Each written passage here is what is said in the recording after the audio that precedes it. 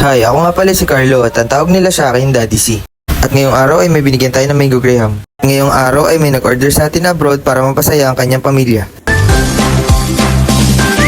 Ngayong araw nga pala ay maaga ako nakapagluto ng gatas at maaga rin kami nagsimula magtinda. At sa labas nga ng bahay ay may mga nag-aabang na para makabili ng ating Mango Graham. At maya-maya nga ay nagising na ang aking munting prinsesa, pinakain ko na muna siya at pinaliguan para tuloy-tuloy ang ating pagtinda. At dito nga pala ang pwesto natin sa Enverga Boulevard Street, Barangay Daungan, malapit sa Julie's Bake Shop. At ito nga pala ang kuya ko na PWD, mute and deaf. Siya ang kasama ko sa araw-araw sa ating mumunting negosyo. At ito nga may delivery tayo dito sa eskwelahan ko nung high school ako. Dito sa Manuel S. Enverga Memorial College of Arts and Trade. Namiss ko bigla ang eskwelahan na ito. Dito ko nga pala unang na-develop ang aking talento sa pagguhit bilang isang drafting student at dito din nagsimula ang pagiging kontesero ko dahil lagi tayong konsorte at sumasali sa mga patimpala katulad ng street dancing, ginong agham, hakot award, NAX naman. Kaya hanggang kolehiyo ay nagamit ko ang aking talento.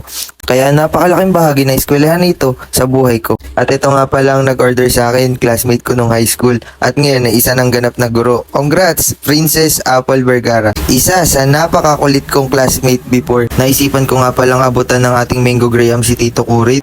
Stroke na nga pala siya at lagi kong nakikitang mag-isa at walang kasama. Kaya sa tuwing madadaanan ko siya ay napapaawa ako. Binibigyan ko siya kahit simpleng merienda dahil alam ko ang pakiramdam ng mag-isa sa buhay. Kaya kahit sa mumunting paraan ay napasaya natin siya at nakapagbigay tayo ng ngiti sa labi ng isang taong may sakit. Dahil sa ating pagtulong, hindi naman presyo ang mahalaga. Ang importante, may napangiti tayo kahit sa mumunting paraan. Hindi masamang tumulong basta bukal sa puso natin.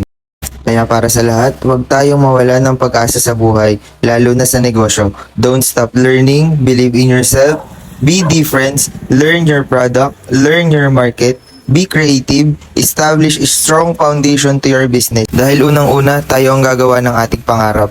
Kaya habang maaga pa, trabahuin na natin ng tama ang ating negosyo. At eto nga, dumaan na naman ako sa palengke para mamili. Para hindi tayo nauubusan ng paninda, para nagluluto tayo habang nagtitinda. At may customer nga tayo from Canada na si Ate Christy.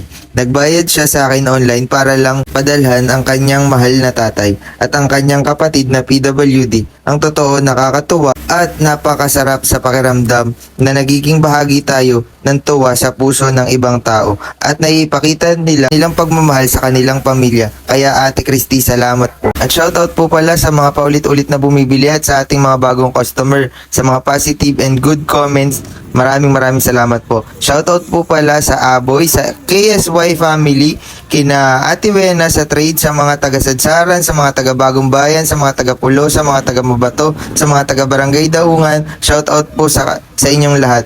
Kay na Jelly Ann Nilooban, Laurel family, Padilla family, Princess Vergara, kina Ate Christy, kina Juniper Benitez, kina Ate Roslyn Elim, kina Jessica Reyes de Mesa, sa Loterinya family. Maraming salamat po.